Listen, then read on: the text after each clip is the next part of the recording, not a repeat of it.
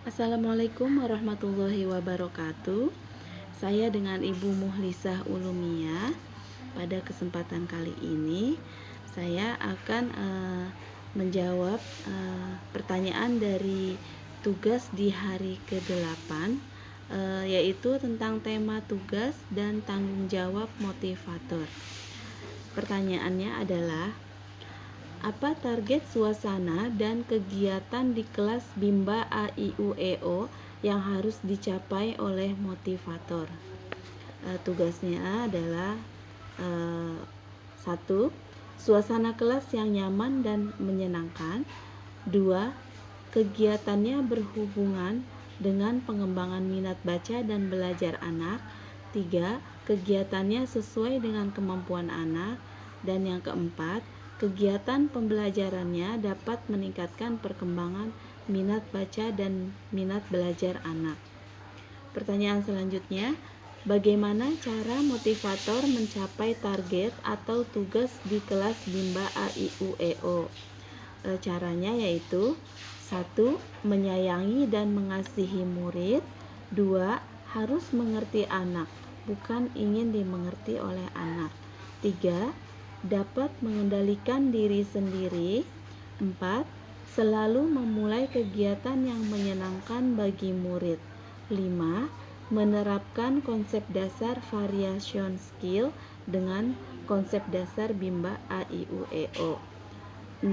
Menerapkan kurikulum Bimba AIUEO dan mengevaluasi afeksi anak. Dan yang terakhir, yang ketujuh, bila mengalami kesulitan di kelas, harus bekerja sama dengan motivator yang lain. Pertanyaan selanjutnya, apa kemampuan yang dibutuhkan oleh motivator atau tugas di luar kelas Bimba AIUEO? Yang pertama, pada saat tidak mengajar di luar kelas, motivator mau bertanya dengan motivator lain. Yang kedua, menyiapkan modul yang akan diberikan di kelas. Yang ketiga, menyiapkan PMR yang akan diberikan kepada anak. Yang keempat, mempelajari konsep dasar variation skill dan konsep dasar Bimba AIUEO serta kurikulum Bimba AIUEO. Yang kelima, melaporkan kepada kepala unit apabila ada permasalahan di kelas. Pertanyaan berikutnya, apa tanggung jawab motivator Bimba? Tanggung jawabnya yaitu yang pertama, menciptakan suasana yang fun learning. Yang kedua, memahami dan menerapkan metode Bimba. Yang ketiga, menjadi pembelajar dan mengevaluasi kegiatan setiap anak di kelas. Pertanyaan selanjutnya, apa yang dilakukan motivator untuk menjadikan suasana di kelas aman? Yang pertama, semua stop kontak dan saklar yang berada dalam jangkauan anak-anak ditutup dengan aman. Yang kedua, tidak ada benda tajam seperti gunting, paku, pisau yang berceceran di kelas. Yang ketiga, tidak ada binatang atau serangga di dalam ruangan kelas. Yang keempat, tidak ada tumpahan air di dalam kelas. Yang kelima, memastikan sirkulasi udara yang baik untuk anak-anak. Yang keenam, mampu meyakinkan anak terhindar dari kekerasan saat verbal, fisik, psikis dari motivator, teman-teman, dan juga orang tua. Untuk pertanyaan selanjutnya, apa saja yang termasuk kekerasan fisik yang tidak boleh dilakukan selama berada di Bimba? Yaitu mencubit, memukul, menjewer, ditusuk, diganggu teman, dan lain-lain. Pertanyaan selanjutnya, apa saja yang termasuk kekerasan psikis yang tidak boleh dilakukan selama berada di Bimba? Diomelin, diancam, dipelototin, diejek, dipaksa belajar, dan diberikan modul yang tidak sesuai dengan kemampuan anak.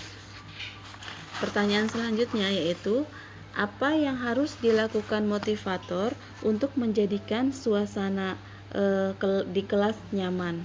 1. Sirkulasi udara di kelas itu bagus untuk anak-anak. 2. Menyayangi dan mengasihi anak-anak. Yang ketiga, menciptakan suasana yang fun learning. Kemudian pertanyaan berikutnya, apa saja yang harus dilakukan motivator dalam mengasihi murid? Yaitu selalu tersenyum bila bertemu, selalu menyapa bila bertemu, berwajah ceria, berpenampilan rapi, dan belajar sesuai kemampuan dan kemauan murid.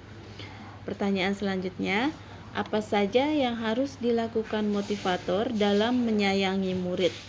Yaitu melakukan tindakan preventif atau pencegahan saat murid mengganggu teman atau motivatornya.